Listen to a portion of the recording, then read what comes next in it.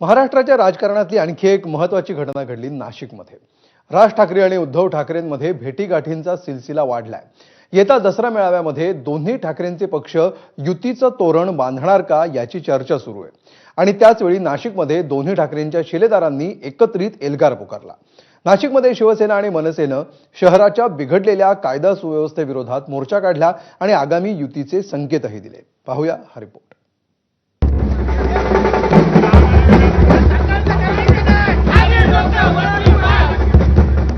ढासळती कायदा सुव्यवस्था, गुन्हेगारी, भ्रष्टाचार अशा एक ना अनेक मुद्द्यांवरनं नाशिकमध्ये हा मोर्चा निघाला। आंधळं दळते आणि कुत्रं पीठ खाते अशी नाशिक महानगरपालिकेची जी कारभार आहे तो सुरू आहे असं प्रात्यक्षिक या ठिकाणी या कार्यकर्त्यांकडनं दाखवलं जातं। तर दुसऱ्या बाजूला काही कार्यकर्ते या ठिकाणी पत्ते खेळताना पाहायला मिळते। नाशिकमध्ये सुरू असलेली गुन्हेगारी, त्यासोबत सट्टा, जुगार आणि एमडी ड्रग्सचे जे प्रकरण आहेत हे सगळं या ठिकाणी या कार्यकर्त्यांच्या माध्यमातून हे प्रात्यक्षिक दाखवले जात आहे। तर दुसऱ्या बाजूला नाशिकमध्ये सुरू असलेला भ्रष्टाचार असा स्वरूपाचा या ठिकाणी पैसे मोजताना हे कार्यकर्ते आपल्याला पाहायला मिळते।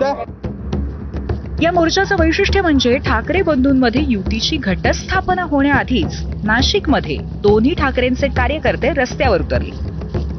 इतकंच नाही तर त्यात केवळ ठाकरेंची सेना आणि मनसेचे स्थानिक कार्यकर्ते नव्हते, तर दोन्ही पक्षातल्या दिग्गज नेत्यांचा त्यात समावेश होता। मुख्यमंत्र्यांनी नाशिक शहराला दत्तक घेतलंय, मात्र नाशिकमधली ढासळती कायदा सुव्यवस्था, गुन्हेगारी, कोयता गँग, जुगाराचे अड्डे, एमडी ड्रग्सचा विळखा, भ्रष्टाचार असे विविध मुद्दे घेऊन सरकारवर टीकास्त्र टाकण्यात आलं। नेपाळमध्ये लोक रस्त्यावर का उतरले? त्याचं कारण नाशिकमध्ये प्रचंड भ्रष्टाचार, सरकारी पैशाची लूट, अंमली पदार्थाचा प्रचंड व्यापार। राहुल धोत्रे तरुण मुलगा त्याची हत्या निर्घृणपणे केली, कोणी केली?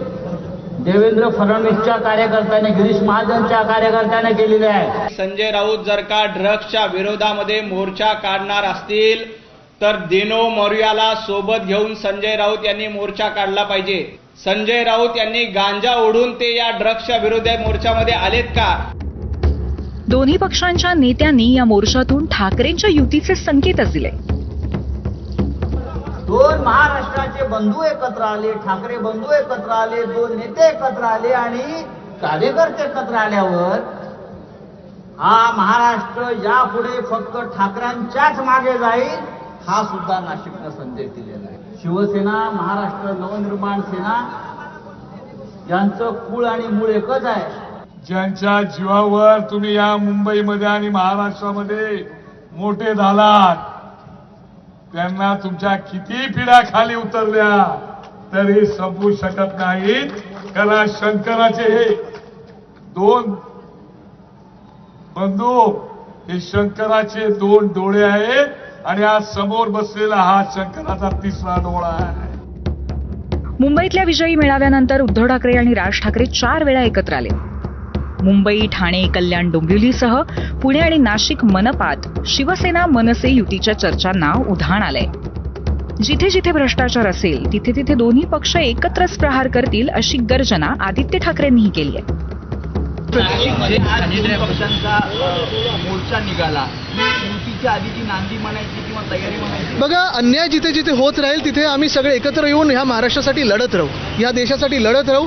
ह्याच्यात राजकीय गोष्ट नाहीये, पण महाराष्ट्र हित आहे आणि ते आम्ही पाळत राहू। ठाकरे बंधूंप्रमाणे त्यांच्या नेत्यांचीही दिलजमाई नाशिकच्या रस्त्यावर पाहायला मिळाली।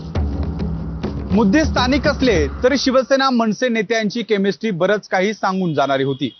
नाशिकच्या मुद्द्यावर बोलताना दोन्ही पक्षाच्या नेत्यांनी मुख्यमंत्र्यांना लक्ष केलं।